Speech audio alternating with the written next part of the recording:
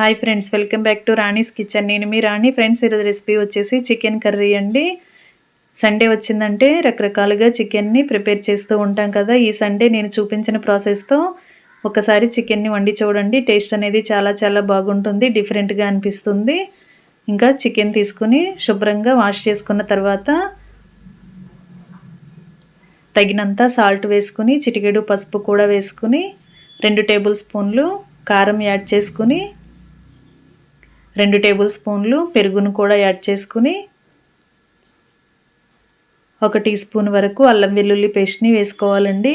ముందుగానే మనం చికెన్ని మ్యారినేట్ చేసుకున్నట్లయితే కర్రీ వండుకునేటప్పుడు చికెన్ అంతా కూడా చాలా ఈజీగా ఉడికిపోతుంది. అంతేకాకుండా సాఫ్ట్గా కూడా ఉంటుంది ముక్క అనేది. మనం వేసిన ఇంగ్రీడియంట్స్ అన్నీ కూడా చికెన్కి బాగా పట్టించి గిన్నెకు మూత పెట్టి ఒక అరగంట పక్కన పెట్టుకుందాం. ఈలోపుగా మనం మసాలాలను చూద్దాం. ఒక గిన్నెను తీసుకుని దానిలోకి ఒక 10-12 జీడిపప్పుల్ని వేసుకుని తగినన్ని వాటర్ పోయండి. అలాగే వేరొక బౌల్ తీసుకుని 1 టేబుల్ స్పూన్ గసగసాలు వేసుకుని దానిలో కూడా కొంచెంగా వాటర్ని పోసి పక్కన పెట్టుకోండి. ఒక 10 నిమిషాల పాటు వీటిని నాననివ్వండి. నానిన తర్వాత మసాలా అనేది ప్రిపేర్ చేద్దాం. ఈలోపుగా మిగిలిన ఇంగ్రీడియంట్స్ని చూడండి. 1 టేబుల్ స్పూన్ ధనియాలు తీసుకొని ఒక గిన్నెలోకి వేసుకోండి. అలాగే 2-3 ఇలాచీలను కూడా తీసుకోండి.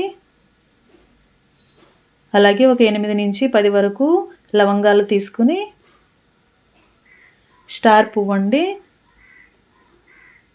అది కూడా 1 తీసుకుని, 2 అంగుళాల దాల్చిన చెక్క ముక్కను కూడా 1 తీసుకుని, స్టోన్ ఫ్లవర్ అండి, రాతి బండ పువ్వు అంటాం కదా, ఈ స్టోన్ ఫ్లవర్ని కూడా ఈ కర్రీలో యూజ్ చేసినట్లయితే కర్రీ టేస్ట్ అనేది చాలా పెరుగుతుందండి. అలాగే కొంచెంగా జాపత్రి కూడా తీసుకోండి. కేజీ చికెన్కి ఇంగ్రీడియంట్స్ అనేవి చెప్తున్నానండి. మరి ఎక్కువగా జాపత్రి అనేది తీసుకోవద్దు, కొంచెంగా తీసుకుంటే సరిపోతుంది. అలాగే 10-12 మిరియాల గింజలు కూడా తీసుకోండి. ఇంకా స్టవ్ ఆన్ చేసి కళాయి పెట్టుకుని మనం చూపించుకున్న దినుసులన్నీ కూడా, మసాలా దినుసులన్నీ కూడా యాడ్ చేద్దాం.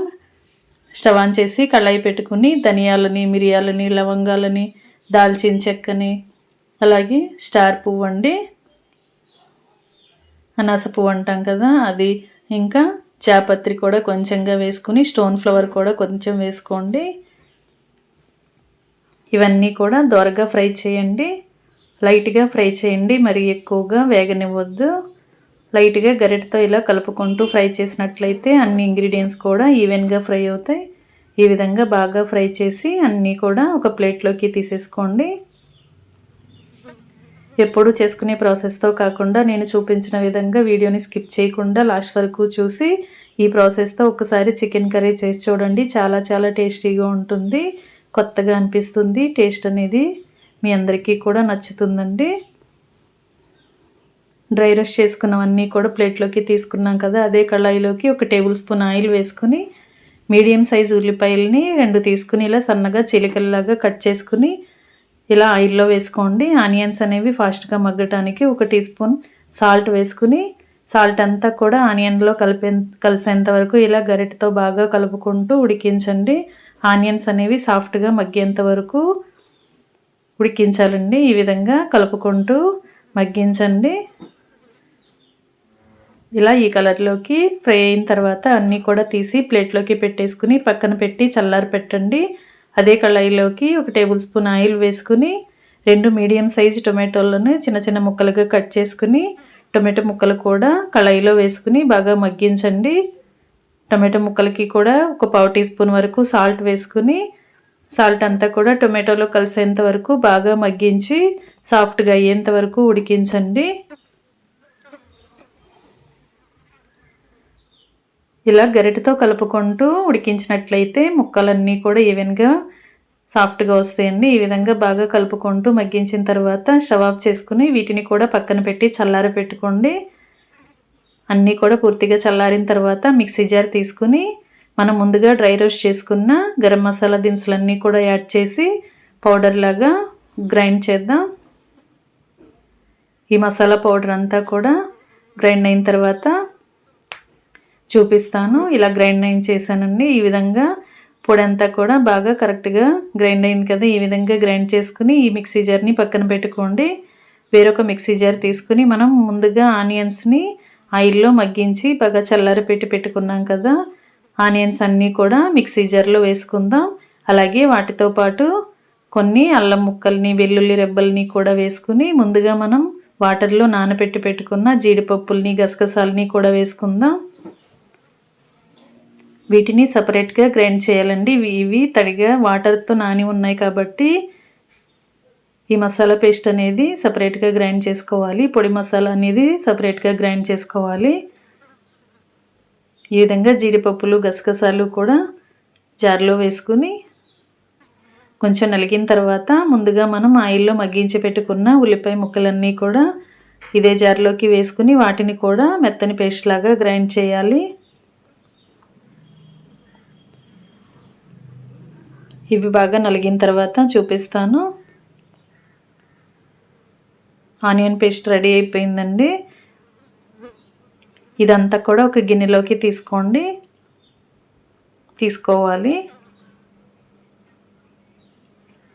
ఆనియన్ పేస్ట్ అంతా కూడా ఒక బౌల్లోకి పెట్టుకుని ఇదే మిక్సీ జార్లోకి ముందుగా ఉడికించి పక్కన పెట్టుకున్న చల్లారి పెట్టుకున్న టొమాటో ముక్కలన్నీ కూడా ఇదే మిక్సీ జార్లోకి వేసుకుని దానిని కూడా సాఫ్ట్గా గ్రైండ్ చేసుకోండి.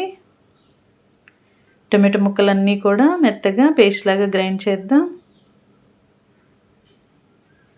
ఈ విధంగా మొత్తం అంతా కూడా గ్రైండ్ అయింది కదా, ఈ టొమాటో పేస్ట్ కూడా పక్కన పెట్టుకోండి. మసాలాలు, అల్లం పేస్ట్ అంతా కూడా రెడీ అయ్యింది కదా. ఇంకా ముందుగా మనం చికెన్ని మ్యారినేట్ చేసి పెట్టుకున్నాం కదా, ఈ ప్రాసెస్ అంతా, మసాలా ప్రాసెస్ అంతా కంప్లీట్ అయిన తర్వాత కుకింగ్ స్టార్ట్ చేద్దాం. స్టవ్ ఆన్ చేసి కళాయి పెట్టుకుని నాన్ వెజ్ కర్రీస్కి ఆయిల్ అనేది కొంచెం ఎక్కువగానే పడుతుంది కదండి. 3 గరిటెల వరకు ఆయిల్ని యాడ్ చేయండి. ఆయిల్ బాగా కాగుతున్నప్పుడు ఒక 1/2 టీ స్పూన్ వరకు జీలకర్రని, 2-3 బిర్యానీ ఆకుల్ని ఇలా ముక్కలుగా తుంపి వేసుకోండి. ఇవి రెండు కూడా బాగా ఫ్రై అవుతున్నప్పుడు 2 పచ్చిమిర్చి చీలికల్ని కూడా ఇలా ఆయిల్లో వేసుకుని గరిటెతో కలుపుకుంటూ బాగా ఫ్రై చేసి మనం ముందుగా గ్రైండ్ చేసి పెట్టుకున్న ఆనియన్ పేస్ట్ అంతా కూడా కళాయిలో వేసేసుకోవాలి. ఈ ఆనియన్ పేస్ట్ అంతా కూడా కళాయికి అంటుకుపోకుండా గరిటెతో ఎప్పటికప్పుడు ఆయిల్లో కలుపుకుంటూ ఫ్రై చేయండి. పచ్చివాసన అంతా పోయి ఆనియన్ పేస్ట్ చక్కగా కలర్ చేంజ్ అయ్యి బాగా ఫ్రై అవుతుంది. అంతవరకు కూడా బాగా ఫ్రై చేయండి. ఫ్లేమ్ మొత్తం తగ్గించండి. లో ఫ్లేమ్లోనే దీనిని ఫ్రై చేయాలండి. లేదంటే అడుగున అంతా కూడా అంటుకుపోతూ మాడిపోతూ ఉంటుంది. ఇలా బాగా ఫ్రై అయింది కదా, ఈ టైంలోనే మనం ముందుగా మ్యారినేట్ చేసి పెట్టుకున్న చికెన్ అంతా కూడా వేసేసుకోవాలి. ఈ చికెన్ అంతా కూడా ఆయిల్లో కలుపుకుంటూ 2 నిమిషాలు బాగా మగ్గించండి. మూత పెట్టి ఉడికించినట్లయితే చికెన్ నుండి వాటర్ అనేవి రిలీజ్ అవుతూ ఉంటాయి కదా, అంతవరకు కూడా ఉడికించండి. ఫ్రెండ్స్, ఛానల్ని ఫస్ట్ టైం చూస్తున్న వారు సబ్స్క్రైబ్ చేసుకుని పక్కనే ఉన్న బెల్ బటన్ క్లిక్ చేయండి. నేను పెట్టబోయే రెసిపీస్ అన్నీ డైలీ మీ ఫోన్కి నోటిఫికేషన్కి వస్తాయి కదా, ఓపెన్ చేసి చూడండి. నచ్చిన రెసిపీస్ని కుక్ చేసి ఫ్యామిలీకి సర్వ్ చేయండి. సింపుల్ ప్రాసెస్తో టేస్టీ రెసిపీస్ని చూపిస్తానండి. అన్నీ కూడా మీకు నచ్చేలా ఉంటాయి. చికెన్లో నుంచి వాటర్ అనేవి రిలీజ్ అయ్యి చికెన్ బాగా ఉడికింది కదా, ఈ టైంలో మనం ఒక క్యాప్సికమ్ని తీసుకుని శుభ్రంగా కడిగిన తర్వాత ఇలా పొడవుగా సన్నగా ముక్కలుగా కట్ చేసుకుని క్యాప్సికమ్ ముక్కల్ని యాడ్ చేయండి. ఈ చికెన్ కర్రీకి క్యాప్సికమ్ అనేది యాడ్ అయితే చికెన్ టేస్ట్ అనేది చాలా చాలా బాగుంటుంది, కొత్తగా అనిపిస్తుందండి.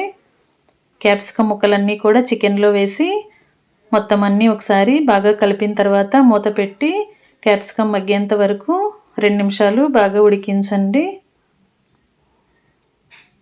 క్యాప్సికమ్ అంతా కూడా బాగా ఉడికింది కదా, ఇప్పుడు టొమాటో పేస్ట్ అంతా కూడా వేసేసుకోవాలి. ఈ టొమాటో అంతా కూడా కర్రీలో కలిసేంత వరకు గరిటెతో బాగా కలుపుకుంటూ ఉడికించండి.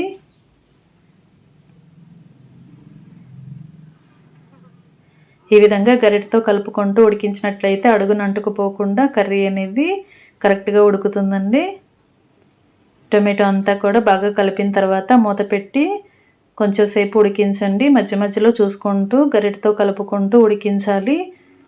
అలాగే ఈ టైంలో మనం గ్రైండ్ చేసి పెట్టుకున్న గరం మసాలా పౌడర్ అంతా కూడా యాడ్ చేసి మసాలా అంతా కూడా చికెన్కి పట్టేలా గరిటెతో బాగా కలపాలి.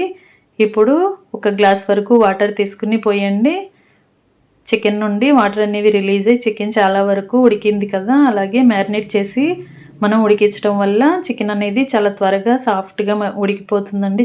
ఈజీగానే చికెన్ అనేది ఉడికిపోతుంది. వాటర్ ఎక్కువగా యాడ్ చేయాల్సిన పని లేదు. ఒక గ్లాస్ వాటర్ పోసి వాటర్ అన్నీ కూడా చికెన్లో కలిసేంత వరకు కలిపి మూత పెట్టి బాగా ఉడికించండి. ఇలా మధ్య మధ్యలో చూసుకుంటూ ఉడికించాలి. చివరిగా కొంచెం కొత్తిమీరని వేసుకుని కొత్తిమీర అంతా కూడా కర్రీలో కలిపిన తర్వాత కొన్ని పుదీనా ఆకులు, కొంచెం కరివేపాకు కూడా వేసుకోవచ్చండి. మీకు నచ్చినట్లయితే పుదీనా కరివేపాకు కూడా యాడ్ చేయండి కొత్తిమీరతో పాటు. ఇవి మూడు కూడా చికెన్లో కలిసేంత వరకు బాగా కలుపుకొని మూత పెట్టి ఉడికిస్తూ మధ్య మధ్యలో చూసుకుంటూ కలుపుకుంటూ ఉడికించండి. సూప్ని టేస్ట్ చూసుకుని సాల్ట్ కానీ కారం మసాలాలు కానీ మీ టేస్ట్కి తగ్గట్టుగా లేకపోతే అడ్జస్ట్ చేసుకుని ఇంకా స్టవ్ ఆఫ్ చేసుకోవటమే. ఈ కర్రీ అనేది రైస్కి, రోటీ, చపాతీకి, పుల్కాకి చాలా చాలా టేస్టీగా ఉండటమే కాకుండా బిర్యానీ రైస్లకి కూడా జీరా రైస్ కానీ టొమాటో రైస్ కానీ ఎలాంటి రైస్కైనా చాలా బాగుంటుంది. ట్రై చేయండి. Thanks for watching.